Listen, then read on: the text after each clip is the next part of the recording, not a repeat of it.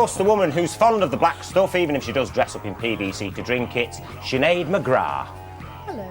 Lovely. You see, and you're a trained actress, aren't you? I am, yes. It's nice to have someone with a bit of talent on this show. Oh, no, I'm only kidding.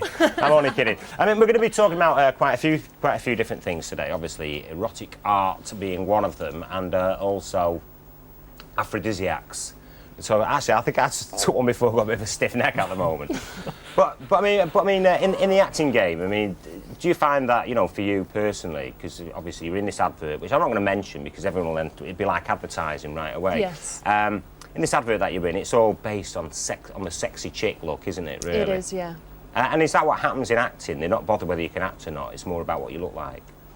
I think it all depends what sort of thing you do. I mean, like you're saying, the certain job that you're talking about at the moment, that is purely advertising. And at the end of the day, it was 99%. If you look the part, then that's it. Acting skills, they come way down the ladder with regards to it. But and do you get recognised from that advert? well, I actually did. I didn't do the ad actually over here. The actual TV ad I did, it's shown all over Holland and everything, and I do all the live events.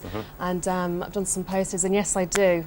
Yes, I do, and we have a fan club that came and followed us a few weeks ago and things like that. It gets quite embarrassing, actually. That's really good. Now, somebody, it doesn't really matter what you look like. You've got a great face for radio. Certainly have. It's been said many times. Okay, I mean, you are known as a broadcaster. You work for the BBC here in Manchester as well. And you've done like loads of different things. You've got your finger in loads of pies. Definitely. So what on earth are you coming talking about all these naughty subjects for tonight?